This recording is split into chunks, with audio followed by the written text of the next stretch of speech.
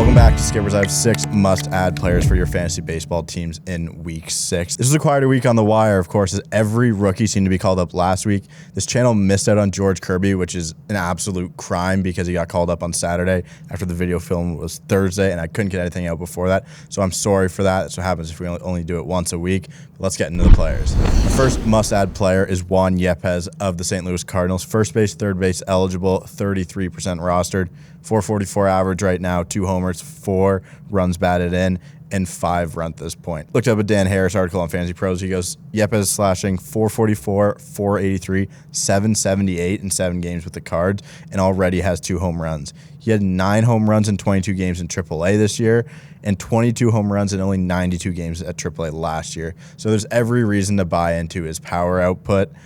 His quality of contact as far as above average, and if it continues at its current rate and remains in the majors, he has legit 25 homer upside. So keep him rostered as a player that you need to look out for. They'd struggled kind of at the DH position, so a guy who can just all-around hit is perfect for the Cardinals in this spot. They're going to give him plenty of opportunities, I think, at this point, based on what he's due. And maybe he can break out for the rest of the season, so this is a good pickup on your wire. Second player is Alek Thomas of the Arizona Diamondbacks. An outfielder, 23% roster. He's only been up for the week. 385 average, 1 homer, 3 runs batted in. He's a career 309 hitter in the minors with 12 home runs and 8 stolen bases in 58 games at AAA. The Diamondbacks' top prospect, he's already off to a hot start, and he has 2 doubles and a homer through just 4 games. He's worth rostering despite this small sample size based on what he can do. I saw he's been hitting in the 9-hole a little bit, but he's a really toolsy outfielder who can hit for a little bit of power and definitely has a speed output. I've seen, like, obviously he's a 309 hitter in the minors. He's a good contact hitter, and I saw some of the stats were up to like 350 some of the years he played. He's fun to watch and a guy that you'd enjoy rostering on your fantasy baseball team. They're going to give him some runtime right now.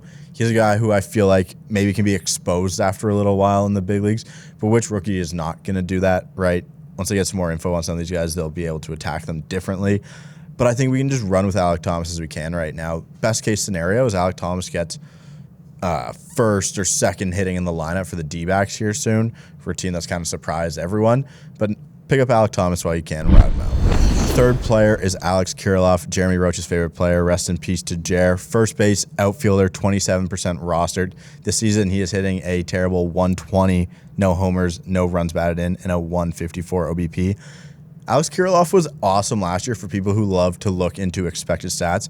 He was the darling. The first half of the season, the batting average wasn't really high, but his expecting batting average was like 290. It was a guy last year we said second half breakout for sure.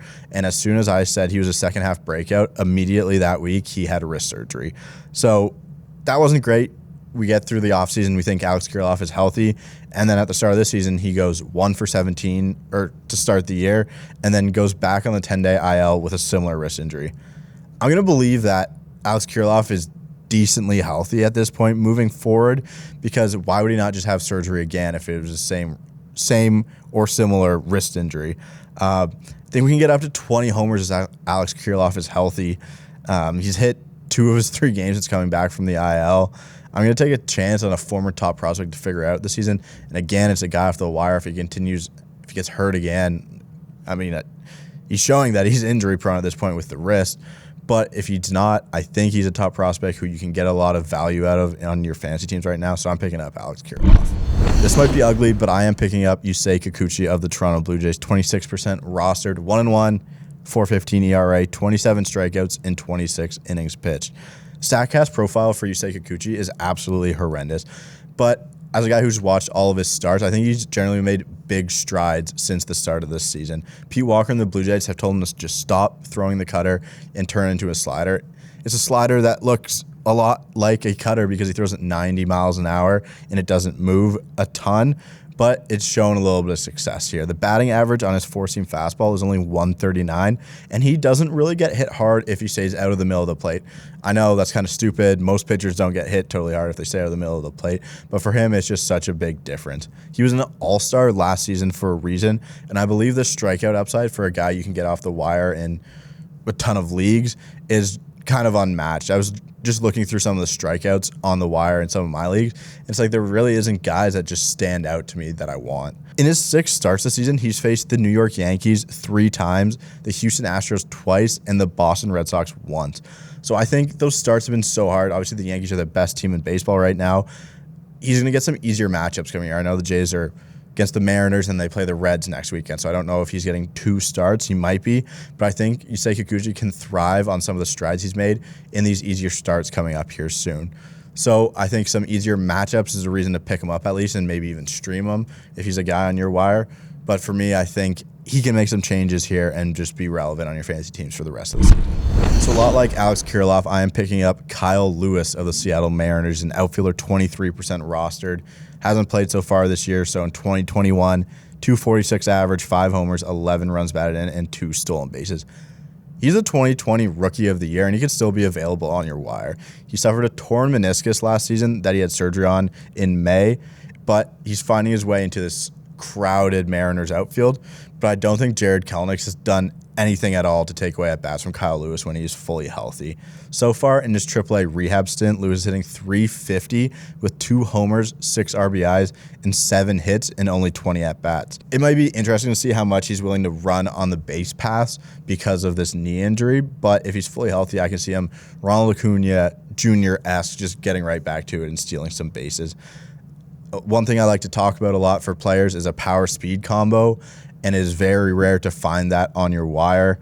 So I think Kyle Lewis, if he's available in your leagues, he's a must-add. And finally, I thought this was going to be a much deeper ad, but Spencer Strider of the Atlanta Braves is 13% rostered, 0-1, 2.16 ERA, 24 strikeouts, 16 2/3 innings pitched. The hard-throwing righty has been one of the most elite long relievers this season.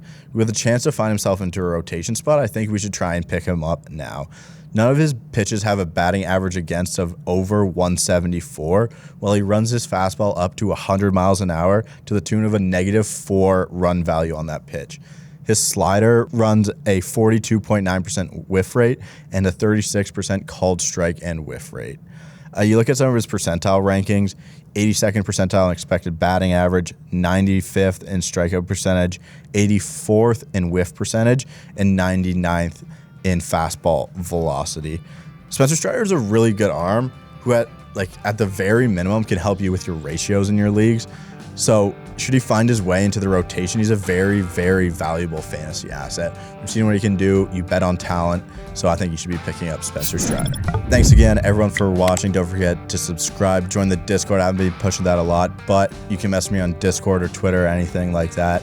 We'll be back again next week. Thanks for watching.